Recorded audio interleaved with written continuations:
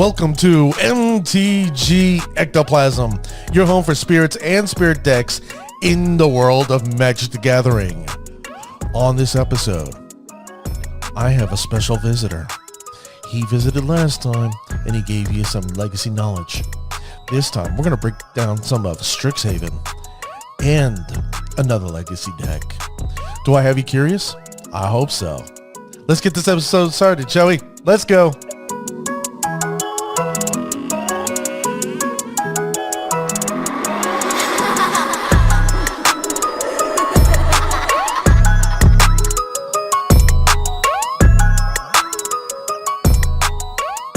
Well, thank you, ladies and gentlemen, for joining me on this episode of MTG Ectoplasm. I'm your host, Dwight, aka D Blanco, a medium that wears an extra large. You can reach out to me on Twitter at MTG Ectoplasm. Please like and follow. Also, you can email me at mtgectoplasm@gmail.com. Please send me your emails. If you want to hear something on the show, you know what? I'll do it for you. What the hell? Also, I also have a webpage, mtgectoplasm.com. If you want to donate to the show or sponsor an episode, you can do that there. Plus, I have some cool information there. And today's episode, guess what? It is actually sponsored, ladies and gentlemen. Yay! I have a new sponsor. It is Jiffy CCG Cards Collectible Games. They're based out of Brick, New Jersey. Their address is 1753 Route 88, Brick, New Jersey.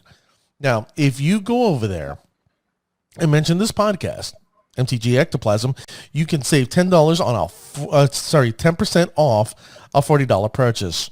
That's right, 10% off on a $40 purchase if you mention MTG Ectoplasm. This is Jiffy CCG card games based out of Brick, New Jersey. They're a family-owned shop, and say hi to Frank and Carrie while you're there.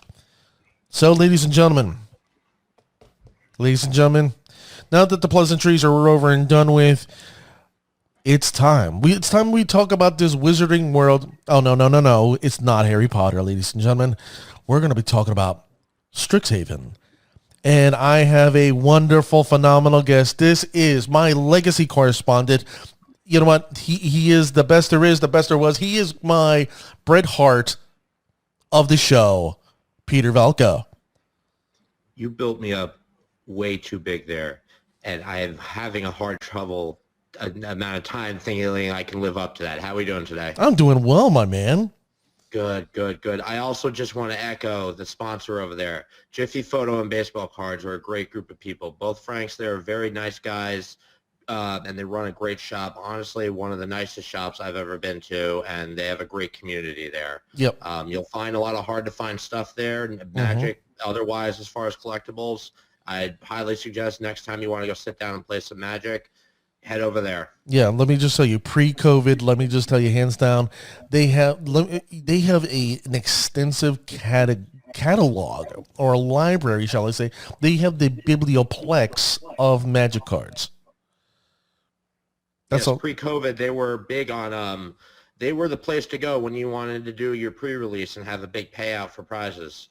Even if you're looking for very difficult, hard-to-find cards, more than likely you had them there. Yes. They're good people. But yes, very glad to be here today. A lot of interesting stuff to talk about. All right.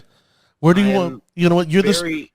I'm sorry. Go ahead, Peter. I'm sorry, talking over you. I'm extremely excited about Strixhaven. I've been looking at this. I've seen Strixhaven since we got the command spoiled, and those were cool. But everything else here is just, again, like Kaldheim, catching me off guard. There's a lot of cool stuff here, and I'm really excited to discuss it with you. You know what? This is going to sound weird. There's been several sets that I have been excited for.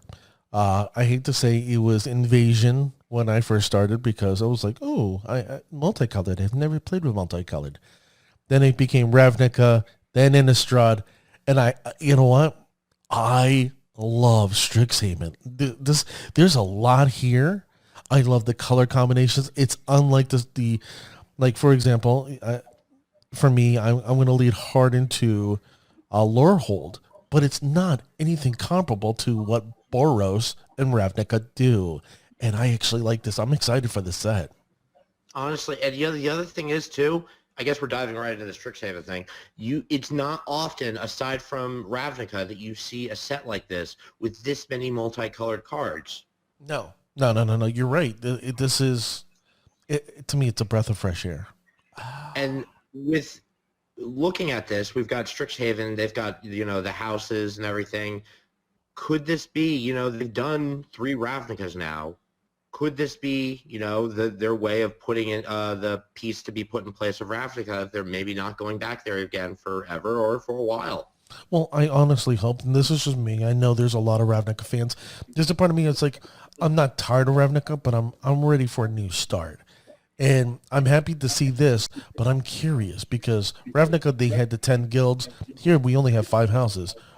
Is there another school that they haven't told us about? Well, I mean, we've only covered 5 so far, but I think once, I mean, it could be like how they do triomes and lands like that where we won't see the other schools for years from now. But I'm looking at all this stuff, and I think quickly to break it down, Yeah, let's start. I'd like to start off, first of all, with we quickly break through the Elder Dragons. We got some new Elder Dragons, and I am in love with these. To quickly talk about them, I've heard some rumblings about the Boros one, the 7 mana one, being able to combo off. It looks cool in practice. Definitely a cool commander card. I'd like to see it elsewhere, but I mean, that's personally, for me personally, I think that the Lorehold, the red-white dragon, yes, we'll see legacy. No, so we'll see modern play. Oh yeah, what's your thought process there? I think it's going to be it's going to be in a reanimator deck. It's going to come out turn 2 or turn 3, and it's going to start doing its thing. And guess what? Now he's going to be able to fetch cards and let him constantly attack. There's a sneaky feeling. So here's my issue with that. Now that while again that sounds cool in practice, modern reanimator decks, they usually focus in on, like, let's take Through the Breach, Vengeance, for example. They're looting, doing maybe countering or shooting some of your stuff down, and then reanimating a Gristlebrand or Emrakul, and that ends them the game. What this does here, you reanimate this. It's a 5/5, and it's Flying, Vigilance, and Haste. That's great, but then the ability itself has to dig for something in your deck that you have to hopefully finish the game. And I mean, aside from a Yorion shell, which again wouldn't be very focused on this, I don't see a lot of decks having the room in Modern to really utilize this. Okay. That's just my opinion. Again, I'd love to see this card see Modern play, but that's the Lorehold one is good. The one, I guess I'll jump right to the one I have my eye on the next biggest right here. It's a tie between the Izzet one and the Simic one. Now, you mean Prismari? You mean Prismari and Willow? Quandrix. Quandrix is the blue-green one. Yes. Okay. Yes. So, the Izzet Dragon, we now have a Elder Dragon other than Niv-Mizzet in the red-blue colors. And this one is focused on artifacts completely. Now, what I like about this is that, yes, it makes a treasure. But now you don't have to stack those treasures. You just tap them. Any of your artifacts, you tap for mana. Right. Yes, it's limited to instants and sorceries, but that's good. That's really good. Quandrix, I love for personal reasons, kind of magical Christmas land reasons, because I've also fallen in love with Body of Research, which we'll talk about in a minute. Just the idea that, like, in Sealed right now, think about that. You could pull both of these in a Sealed game right now, and you could have a 40-40 on the battlefield in a Sealed game. That isn't seen often. No, that's really insane. It's ridiculous. Now, what are your thoughts on the green-black and the green white-black one? I think they're good. I just don't know how good. I'll be honest with you. I'm looking at them right now on my computer. And there's a part of me that thinks I don't like commander-wise. Very interesting. Especially the white-black one. Something I would definitely use in commander. But that the black green one. Holy crap! You pay 10, untap all your lands you control. You can only do it once a turn. You know how ridiculous that ability is, and especially in Commander, that's potential victory right there. No, it really is. So here's the thing: Shaddix, he's good. Like, you know, he's a body. He's a good mythic dragon, elder dragon. Is he competitive? It's hard to say. That's all I really have to say about the white-black one. I honestly haven't thought about him enough. White-black isn't really, my main colors, so I kind of disregarded it, but I'd have to look a little more into it. The green-black one, now this has a super huge amount of potential. Leave it alone, you could put in a Reanimator deck, and it would just be ridiculous. But the pay 10 life and untap all lands you control.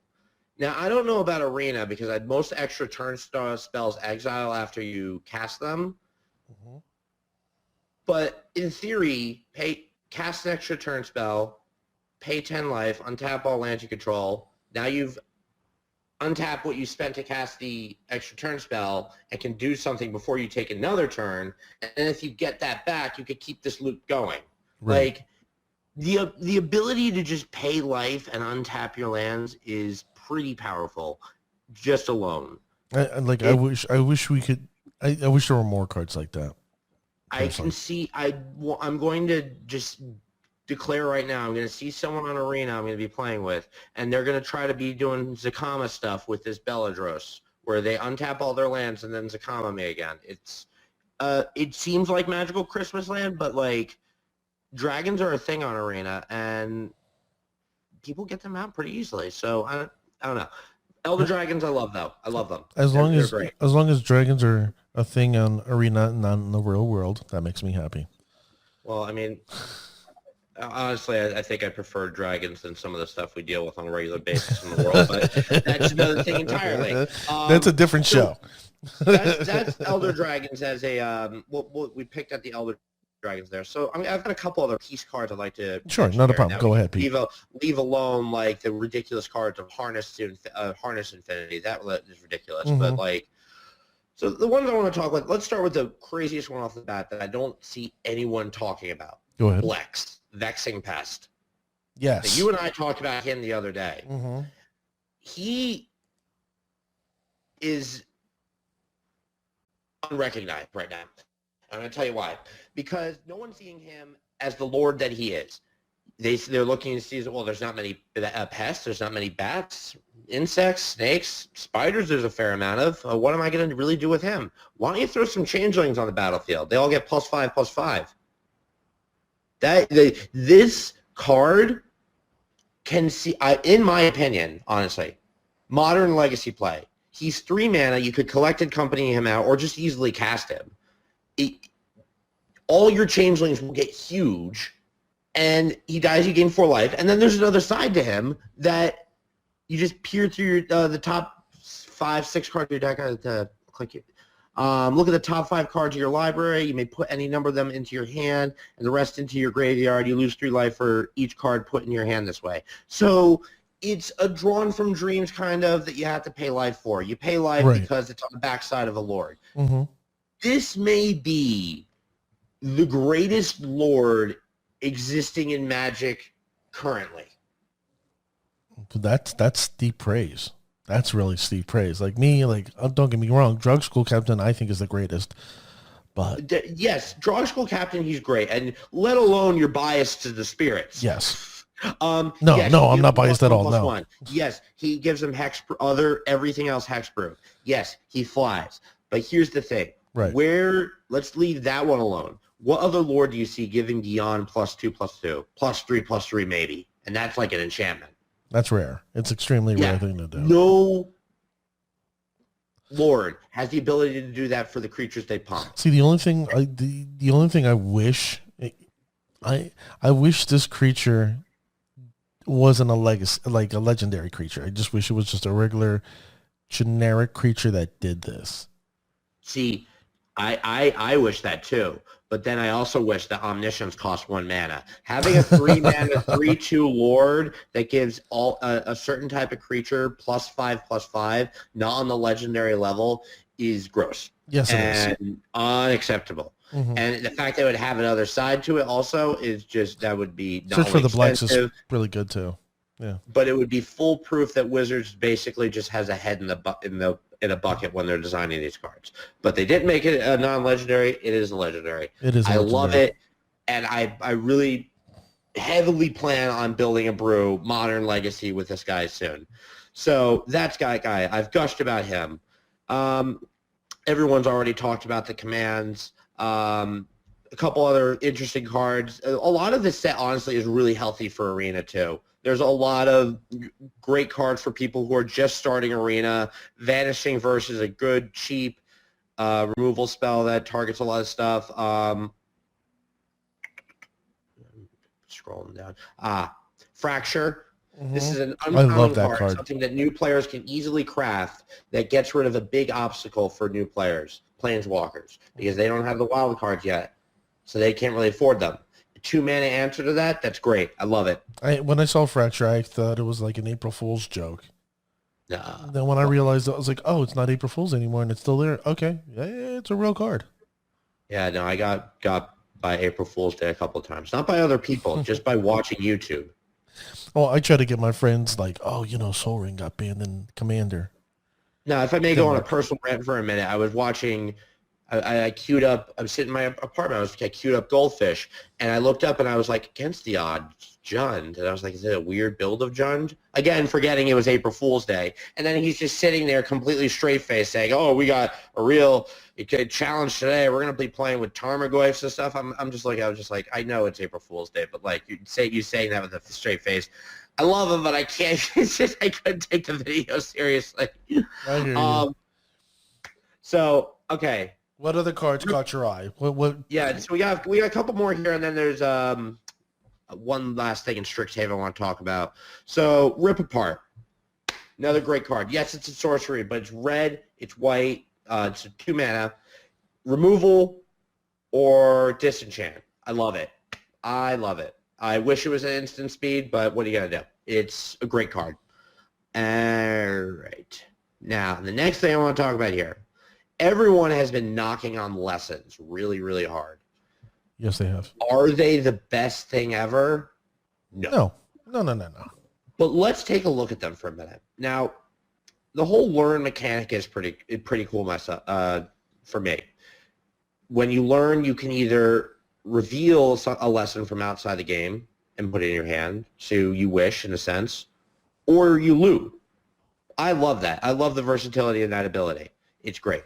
So the lessons we've got here, let's go over them. Environmental Sciences is one of them that caught my eye. It's 2 generic mana. It searches for a basic land, puts it in your hand, and you gain 2 life. Now, this, you may be thinking, like, this is jank. This is not really good. It's colorless mana ramp. Right. That gains you a small amount of life. Now, a lot of these artifact decks on Arena right now are running at least one of each basic land for Golos. So being able to pick those out early, thin your deck, and gain a little bit of life for no colored mana, in my eyes, that's at least interesting. Right. I agree. For new players, it gives them a way to build more than one color deck and still be able to find their other colors. I like that. It's a healthy push toward an Arena. Introduction to Prophecy. So it's a 3 mana preordain. Scry 2, draw a card, right? Right. Yeah. Again, 3 mana preordain in a color that would be not really that great. Colorless, I think that makes it better because does it count breaking the color pie if there's no color? No. Yeah. My point is that colorless usually hasn't had this kind of thing where you can both peer through your deck and draw a card on a sorcery. So I find that very interesting, to say the least. I agree. Introduction to Annihilation. exiling a non-land permanent, and yeah, its controller draws a card. It's 5 mana. We've seen Scour from Existence, and that's like 7 mana as colorless permanent removal. This is pretty good. Again, it's in colorless, another thing that helps you interact with your opponent. That's not a permanent. You don't have to put a permanent down and have it resolve in order to interact with your opponent. No, I like that. See, my thing is that I've always wanted to build an artifact commander, and just a basic generic artifact commander with just colorless everything. Okay. Even having waste as my basic lands. Like an Eldrazi as your... Yeah. Okay. So my thing is, it's about, since you can only use, colors of your commander, we didn't have too many colorless spells. And this here is like the beginning of the colorless spells that I was hoping and looking forward to. Well, and that's a good connection. Like, that's the reason I like these cards. They're giving, like, colorless has always been, okay, it's kind of it's the odd way to go. But if you go this odd way, a lot of crazy stuff can happen. Now it's not as odd.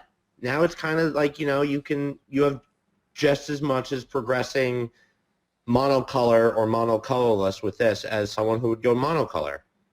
My only fear is they have to keep it very expensive because it could get broken quickly with it can do anything and everything. Absolutely. So, yeah, those are a couple lessons that caught my eye. Everyone's been knocking on the whole learn lesson mechanic. I say give it a chance. I think there's some interesting stuff that can happen here. I think there's opportunity there. Big opportunity. Absolutely. So I've been ranting for a bit, so I've got 3 more points to talk about on Strixhaven. And one of those last 3 points is Wandering Archaic. Oh, my God. Tron is back, and people are going to be upset.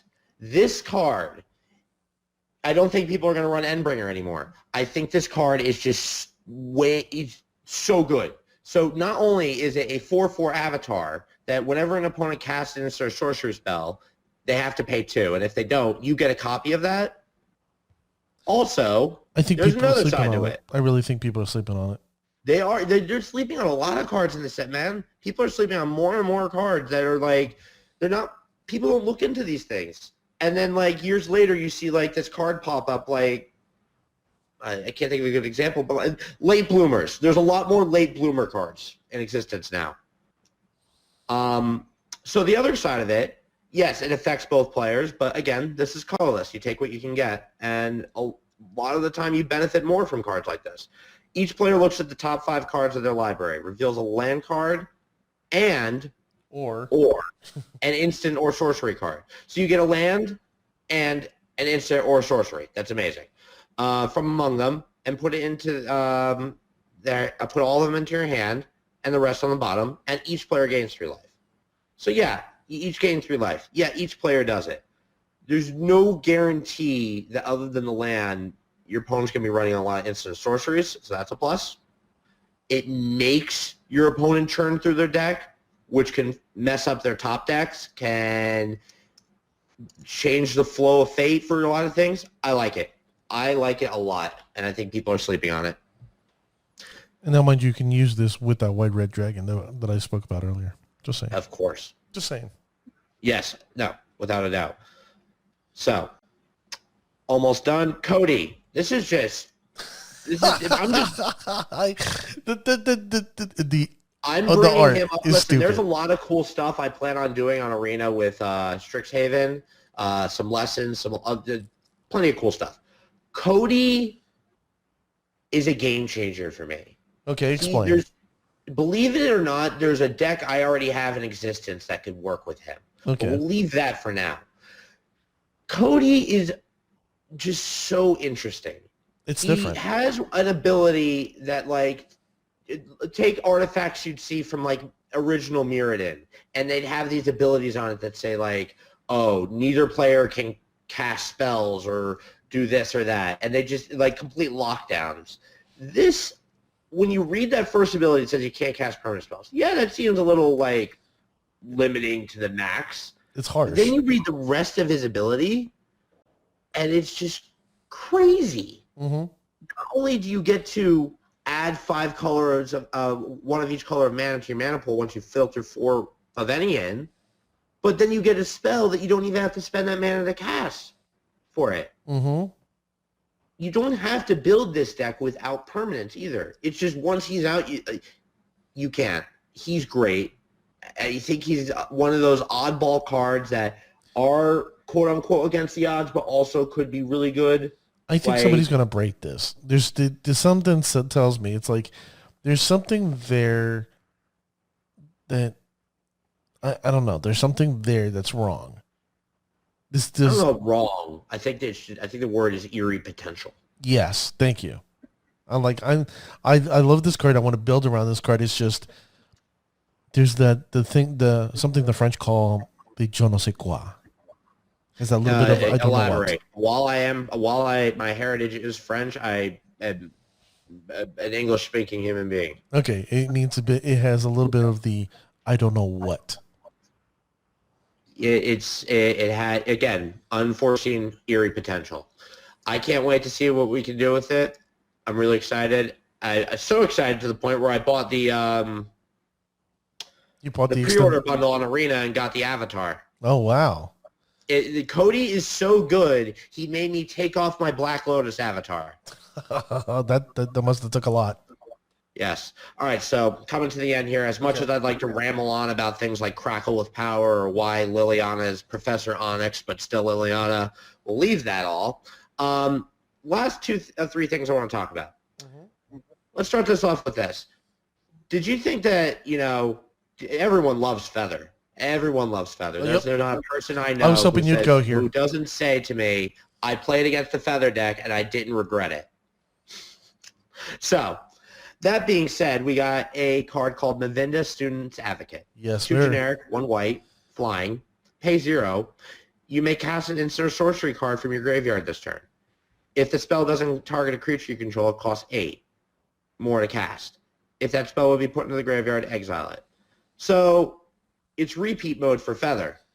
You know what? I don't know how I feel about this. Remember what I told you the other day when you and I discussed this card? Yes. Mavinda. What? Okay, bird advisor, and you have Feather, the angel. These 2 belong together. They belong in a deck, hardcore together. Yes, so without a doubt. So birds of a feather flock together. Well, technically Feather's an angel, but okay. Well, they both have feathers, and they need to flock together. Oh, it's... I don't know. I agree with you on the base of it. It's just breaking down the analogy, but that's just me. I have to do my old dad jokes, puns, since I'm a boomer to the Magic Society. Oh. No, it's doing the dad jokes is fine. It's just living with it afterwards. That's the issue. Please, ladies and gentlemen, when you cross the street, look both ways. Thank you. Look both ways. Don't. All right. So, second to last one, I got one more card to talk about and then a general thing. So, Mila, Crafty Companion. You didn't even know about this card. You didn't even know about this card until I told you about it. I'm going to gush. You did. I was looking at this. I thought Luca was just one card, but I completely ignored this. I'm going to gush again. I love this card. I'm going to tell you guys a story. I had this years and years ago. It was 2018, 2019. I watched an episode of Goldfish where he did a Matcha Brew with this thing called Thibblethip and Friends. And I built that deck, and I've been updating it, working on it for the whole year. And I would loved it. It won me a lot of games, got me to Mythic. Great. The issue was when 3-drop Teferi got banned. Then the whole deck became not as great. This could bring that deck back for me, as well as so many other things. This card is amazing. I love it. 3 mana, you get a 2/3 Fox that whenever an opponent attacks one or more planeswalkers you control, they buff another loyalty. Yep. And it has a Leovold style effect. Mm-hmm. I love it. And on the other side, it's a Planeswalker. This card is great. This card is great for... I love Super Friends decks. I love being able to use Mox Amber. It's great. And Luca's amazing also. A sort of sneak attack from the graveyard. Yep, and second ability. Looting.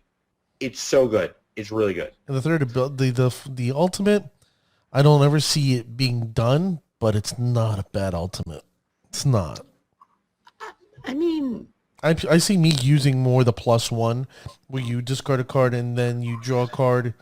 If it was a creature card discarded this way, and then you draw 2 instead. You know, I could see in a planes, it could be used to deal a finishing blow, but yeah, I don't see it being used a lot now. You know what this is screaming out to me? Super Friends. This is screaming out. Oh, Super absolutely. Friends. Like I said, I love using Mox Ambers. I love Interplanar Beacon. I love that style of deck. It's fun, and this is for it. This is for it. I get to hang with my boy Fibblethip again and be lost. I love it. So, last thing I want to talk about. Okay, last one. No more. In Strixhaven. Okay. Yeah. Last thing I want to talk about, and then I'm leaving. I'm just No. Walk away. No. The Mystical Archive. Now, we've had are you talking about the American or the Japanese? Both. We've had invocations, we've had masterpieces. They were, great in the beginning. These are the best. I've not wanted to buy these. Like when I played Paper Magic, I'd bling out my Narset deck, but that was it. These are amazing. Yeah, they are. These are the best These are the best special editions ever. The art is beautiful. Oh yeah. The choice of cards is beautiful. They weren't afraid. I like how they weren't afraid to even put Negate in there. These are great. Like, I love them all. I'm on some level I'm speechless. They're just so beautiful. And the art style they chose for it is great. Inquisition of Kozilek looks like some sort of like Cthulhu sort of stuff.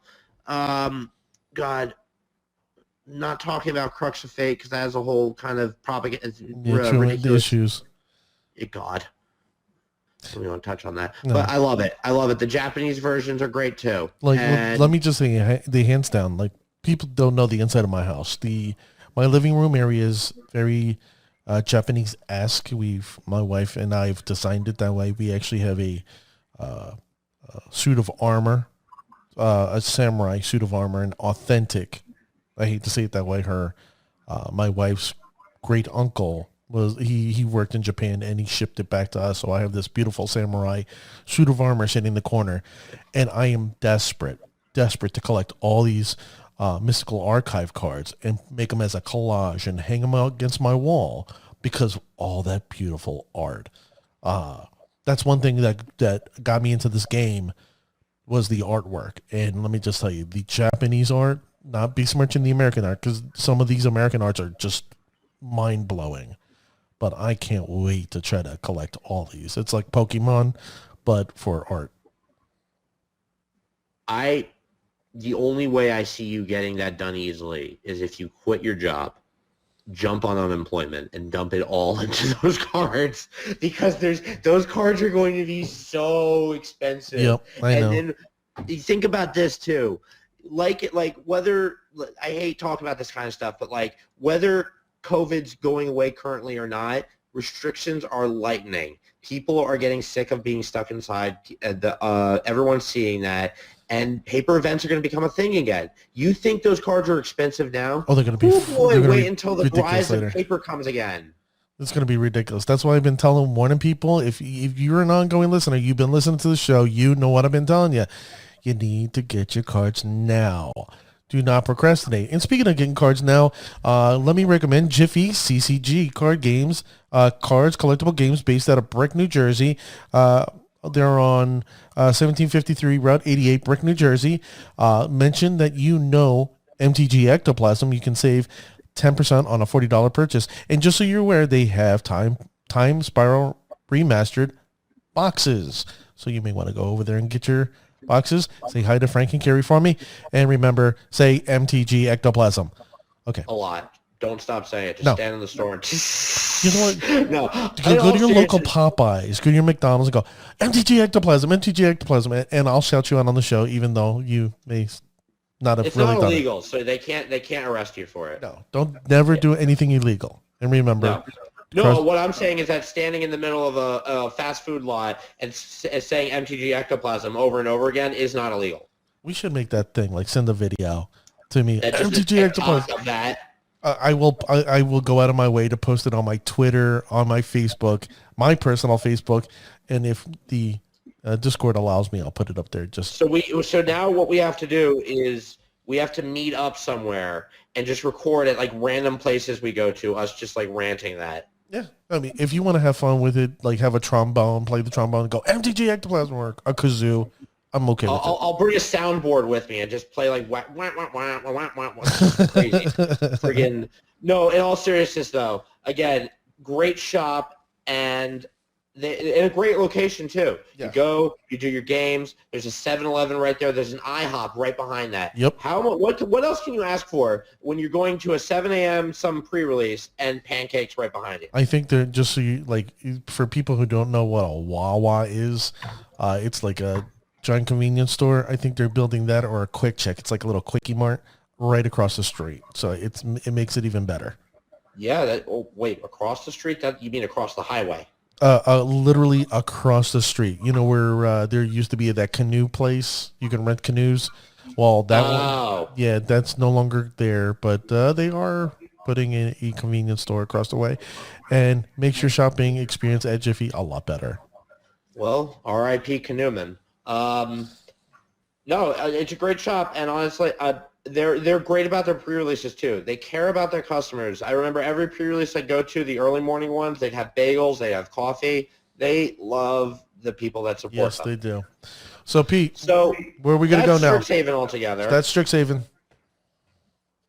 Where are we going to go? So, I guess the next thing we want to talk about here is this little deck list we came across. This spectacular. Let me just.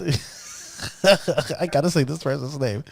This is a spectacular deck by Testacular. Wait, what? Oh my God! Stop. The person's name is Testacular. I'm not laughing at you, bro. We're laughing with you, man or woman. We are laughing with you. We're not laughing at you. Testacular. No, I'm not laughing at you. I'm not even saying I'm done with you. I'm just saying I'm done with the world in general. Oh, I read man. a name called Testacular. You are my hero. Let me just tell you, hands down. I'm a very creative person. He can be a hero, and I can be done with him at the same time. Oh, Jesus. So, just so you're aware, ladies and gentlemen, you can. I'm going to post this deck later on. Once I post this this podcast on Twitter, I'm going to post this deck on there too. If you don't want to wait and search on my Twitter, you can go to MTG Decks, right?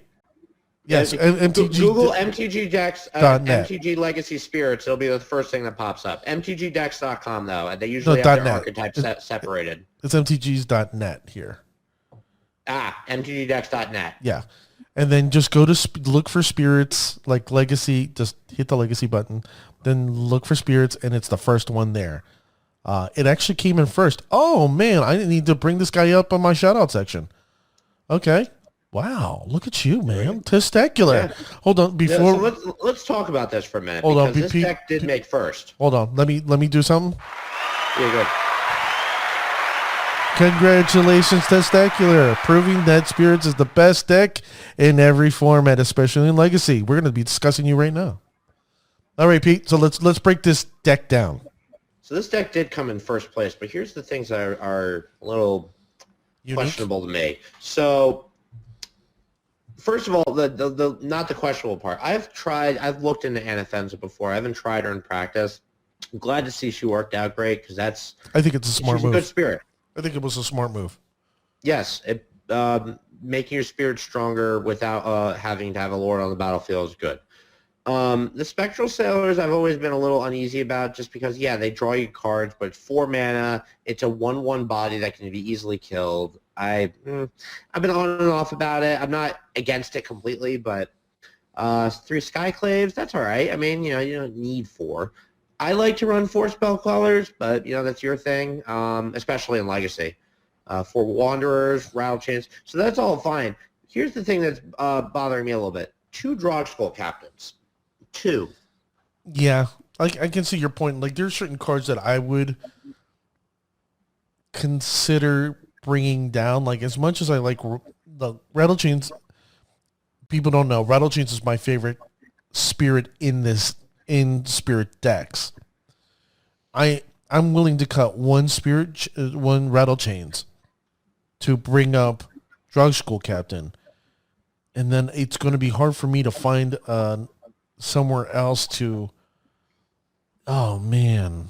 See, here's the interesting thing: is that now that I'm noticing, maybe a Labyrinth, Spirit of the Labyrinth, because he's no, this individual's running 4. Well, that's another thing, but he's reversed the number that I usually run. I usually run 4 captains and 2 rattle chains. He's gone 4 rattle chains, 2 captains. I guess targeted removals is getting worse. At least he's had more trouble with it. But Spirit of the Labyrinth, I like as 1 or 2 of, most of the time in the sideboard, though. But like in the main board, again, it's 2 mana and it's a 3/1, easily killable. I know it prevents them from drawing cards, but I don't know. I feel like I'd rather beat face rather than like no, I hear you. Roll and sit sometimes with this deck, but that's just me. You know what? I'm making an open invitation here. Testacular, if you're listening to this show, reach out to me on my Twitter. I want to interview about this because Peter and I are going to I'm looking at this. Peter is not wrong. I'm sitting here like, I need to understand your thought process because I'm like, Drug School Captain gives you that hexproof ability. Well, like, why would you want to slow down the hexproofing? Here's I think what his line of thinking is. And again, I'm not saying we're not saying you're wrong. No. I'm just curious. I wish I could refer to you in a different way, but I think what his thought process is that Drog Skull doesn't give himself hexproof.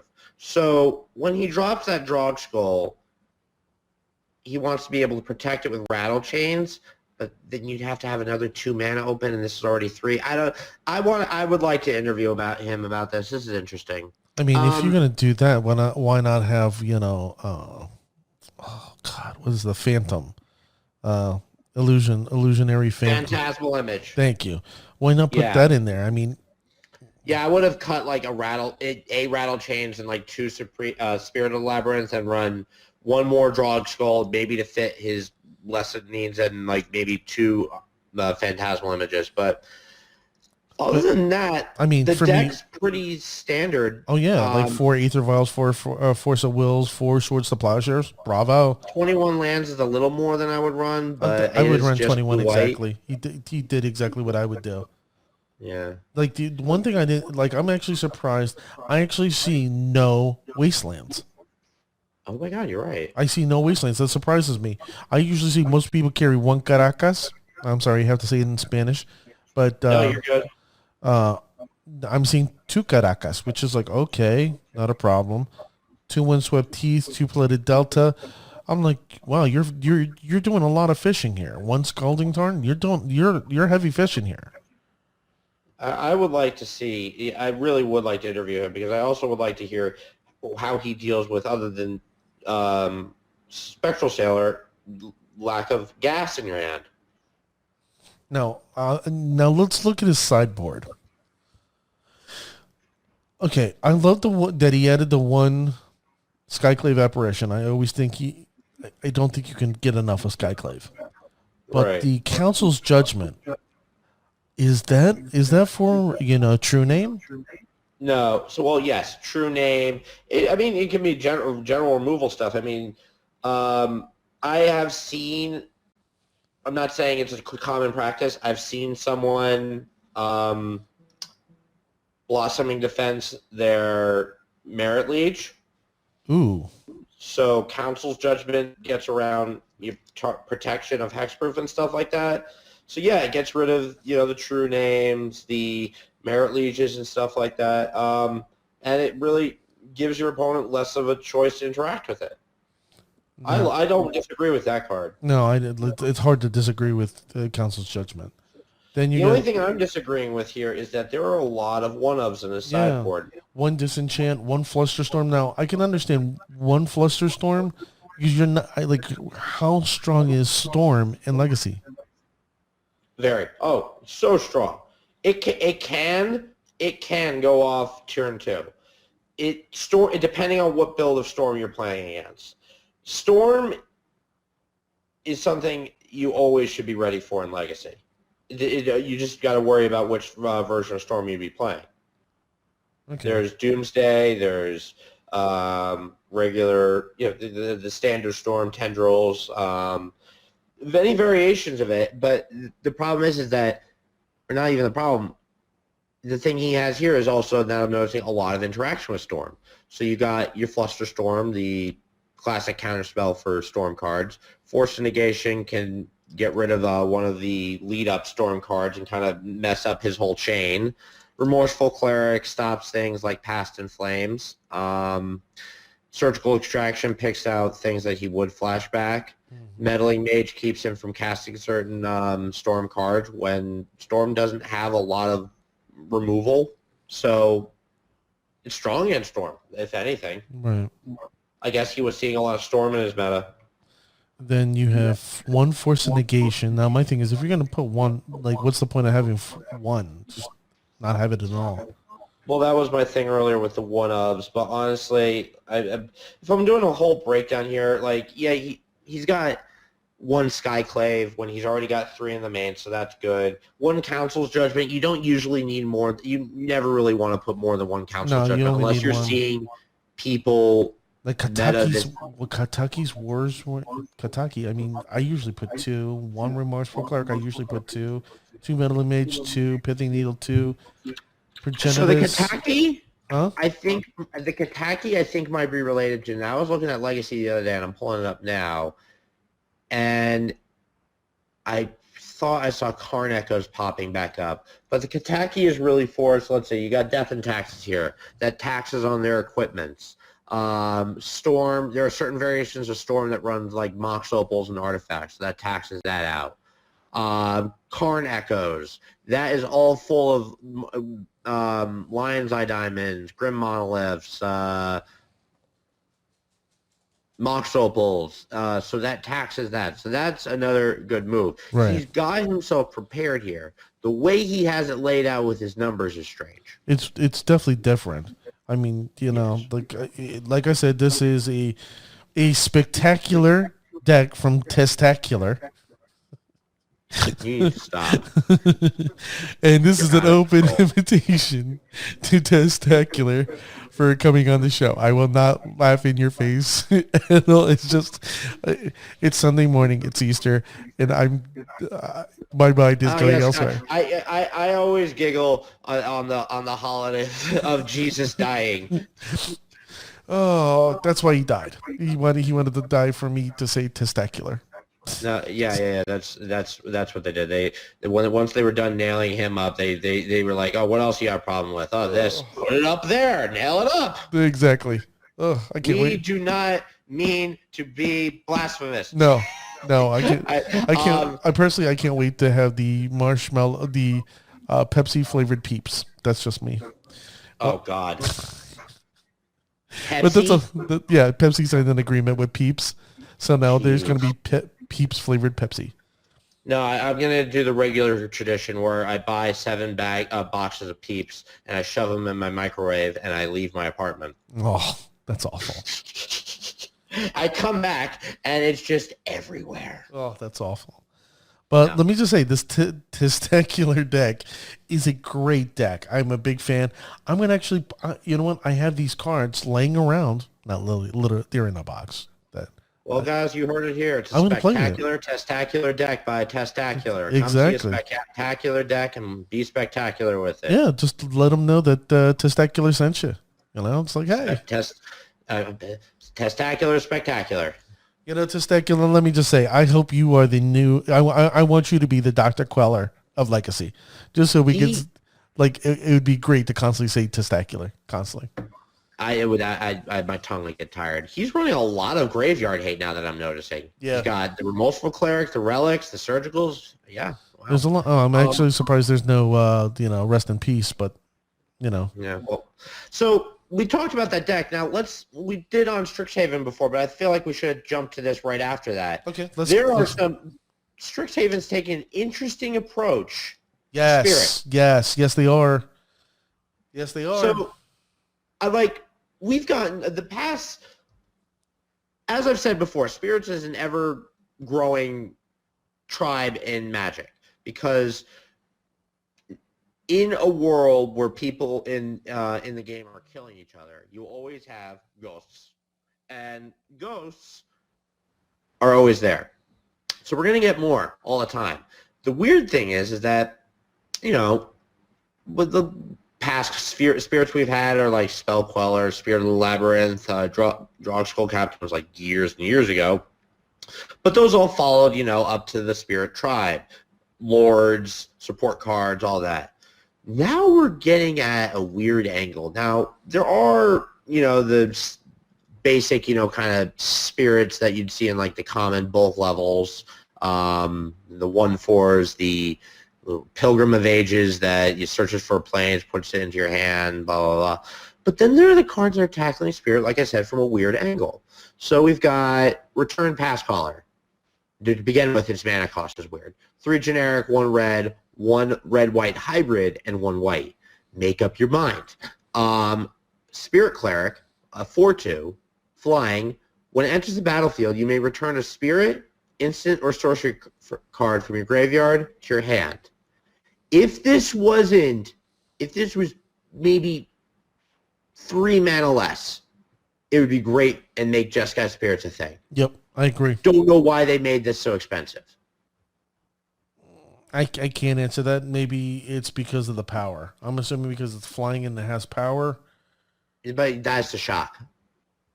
That's Strict Proctor. 2 mana, 1 generic, 1 white. You want to talk about a card that does nothing for spirits. It does the opposite for spirits. Yeah, it's not a great card for the Spirit Tribe, but again, maybe this is going a different way because like we're seeing here, aside from that one, some of these spirits here have static abilities on the board. So there could be a spirit deck building where it's more like just on-field abilities, not ETBs, but let's say. So Strict Proctor, flying, 1/3. Whenever a permanent enters the battlefield and it causes an ability to trigger, counter that ability unless its controller pays 2. I love that. So, not against us. It's not great for the Spirit Tribe. Not to say this is a bad card, though. There's a lot of good stuff that can be done with this. Yep. Yeah, play the what's that? Lotus Field. Yes. It comes into play. You get 3 automatic mana with this card. It's so stupid. Wait, hold on. Stop. For what the? Whatever opponent is about to. Yeah. Stop. Wow. You didn't? You just noticed that now?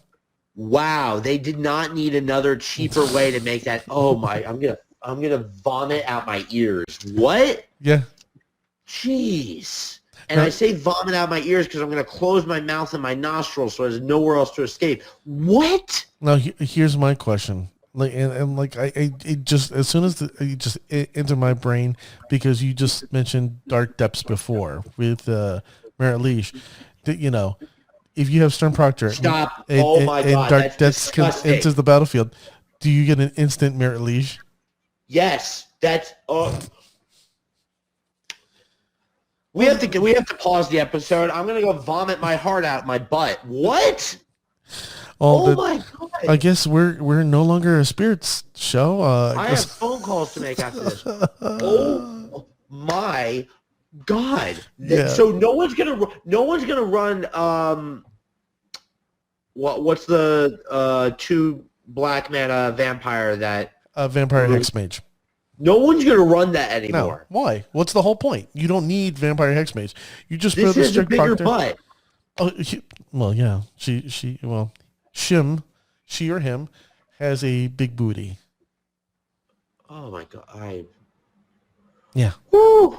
Okay. Yeah. So the spirit. What happens is I don't think WotC realized when they printed this card, the ETBs that could happen, and even abilities when they leave play, LTBs. Oh my God! I don't know if it's gonna be in. So here's the thing: Merit Liege is used in Legacy. I don't think this is enough to get banned because it dies to lots of stuff. So I don't think it's gonna get banned. Is it gonna be crazy? It definitely has the potential to be. But let's move on. Well, Venerable War Singer. Oh, yes. Oh, my God. I love this card. Holy crap. I love this card. So he's a 1 generic, 1 red, 1 white, 3/3. Vigilance Trample. Whenever Venerable War Singer deals combat damage to a player, you may return target creature card with mana X, value X or less from your graveyard to the battlefield, or X was the number of damage War Singer dealt to that player. This is good. I wish it was on the attack, like, what's her name? Watley? No, yeah. The red-white one that put humans onto the battlefield. Yes, I think you're correct. I think you're correct. Yeah, I wish it was on the attack, but nevertheless, this is a good card. Still going towards that thing I said earlier where spirits could definitely start being more an on-the-ground, static ability kind of deck. Right. So those are the notable ones off here, but then there's one more. Okay. I would love to hear this one. Which one are you looking at, Peter? The 8th dwarf of Snow Wife's 7 dwarfs, Hoffrey. Yeah. You know, you had Grumpy, you had Mopey, you had Sleepy, and then you had the Warlord. You have Hoffrey. No, Hoffrey goes for it. She's 3 generic, 1 red, 1 white, legendary creature, dwarf cleric. Spirits you control +1/+1 and have trample and haste. That's Whenever great. another non-token creature you control dies, exile it. If you do create a spirit token that's a copy of that creature, except it's a spirit in addition to its other types, and it has whenever this creature leaves the battlefield, then return the exiled card to your graveyard. We have not seen that. Prove me wrong, people, but I don't think we've seen something that once it exiles a card to make a copy, that exiled card comes back. No, I think there's only one card. I forget what it is. It lets you to search a card from exile, and then brings it back, and then you can play it, and then it goes into your graveyard. Now, let me say this. I know this is not going in tribal spirits. No, unfortunately. This card's first ability is only... this card's A is only to make sure B is even better. Yes. I 100% agree with you in that sentiment. That being said, seeing something that says spirits you control +1/+1 has trample and haste, cool. Yeah, it's like my thing is that this is a set, Strixhaven, that breaks your heart. Reason why I say it that way is because there's so much badassery in it that you just wish they could put it in the current builds and the current builds like Bant and Azorius for us, but it's not. I'll build a 5-color spirits deck in Yorion and he'll work.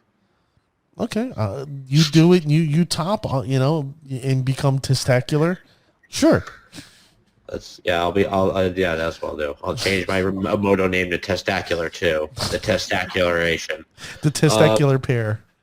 No, but you're right. It does kind of break your heart because, like, there are not in that way. There are so many good cards with this. It makes you want to build a lot, even from the great cards like Body of Research all the way down to cards that are jank but still great. 11 Dagmoth Titan, 4 hybrid of Golgari. Whenever it attacks or blocks, sack a creature, and it's 11/10. Gross. Yep. So, in closing, whether it be Elder Dragons, Spirits, whatever God's abominable name Inklings are, this is a great set. This is a great set. Honestly, I can say what I want about, Magic making questionable choices, Uro, this, that, and the third. But I'll tell you what, over the past couple of years, I've been seeing more and more sets that I've been like, wow, this may be this may be my new favorite set. I've said that probably 3 times in the past year. Not Dominaria. What am I talking about? Kaldheim. Now this. It's great. It's great. I love it, and this is part of the reason why I play Magic, because there's always something new and cool coming around the corner, and it gets you excited no matter what you got going on in your life. Well, what I'll tell you is if you need Strixhaven, don't be afraid to go to Jiffy CCG, based out of Brick, New Jersey. Tell them that MTG Ectoplasm sent you, and you can basically put your pre-order for their Strixhaven deck boxes. And remember, say my name, MTG Ectoplasm, save 10% off a $40 purchase. Say hi to Frank and Carrie in Brick, New Jersey, Jiffy CCG. Now, Peter, last time I had you on the show, I asked you to, if you wanted to plug something, and you plugged a tattoo shop that you forgot the address to, or gave the wrong address to. That up. Yes, I did. This time, I'm hoping there's something bigger, more testacular that you want to share with us. What? You need to stop using that as an adjective. So, yes, in a way, this is pretty big. It's more just a shout out to the listeners out there. The short story, I just finally put a PC together, and I'm trying, get myself.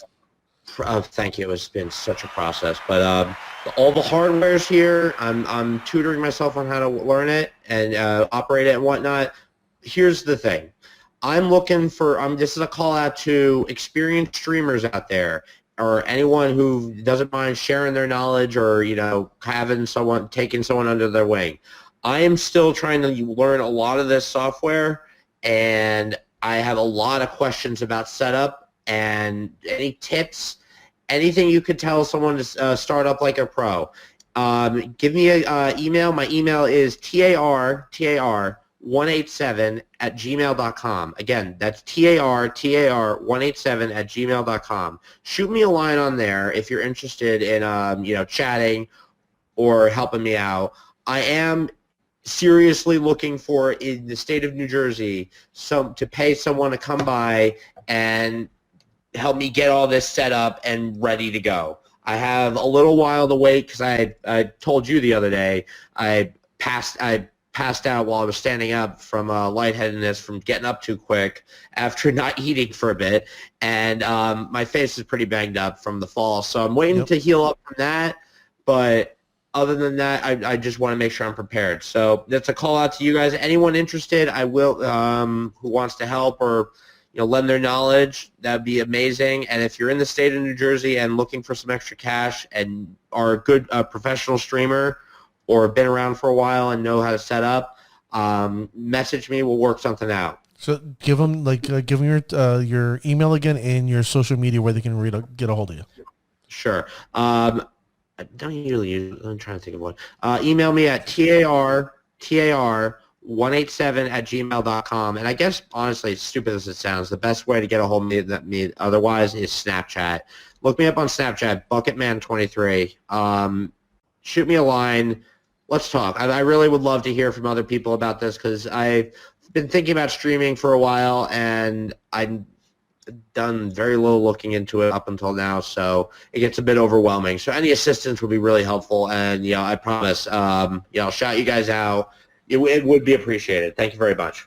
And if you do, I'll shout you out here for helping my man Peter. Like I said, he is my legacy correspondent, and anything you can do to assist him, assist me, and I am 100% humbled and appreciated. Yeah, so anything else you want to say today? I mean, other than that, Jiffy again, if you have anything. You read my mind. I want to thank Jiffy CCG, collectible cards and games. I want to appreciate them for sponsoring this episode. It means a lot to me, Frank and Carrie. I hope you get a lot of people who show up and say, hey, I heard you on MTG Ectoplasm. They told me to say his name, MTG Ectoplasm, so I can save 10% on a $40 purchase. Remember, ladies and gentlemen, you can sit there and get their Time Spiral box right now from them. They have it there. And if you want to get order a pre-release stuff from them for Strixhaven, you can do that now. And I recommend doing so because supplies are limited. I don't know what you heard, but that cruise ship, that ship that was in the Suez Canal is now moved. But some of the products are going to be a little delayed. With that being said, ladies and gentlemen, it's that time. Let me just go here. You know what? Please, ladies and gentlemen, follow me, like me on Twitter at MTG Ectoplasm. Please email, shoot me a line. Let me know what you think at mtgectoplasm@gmail.com.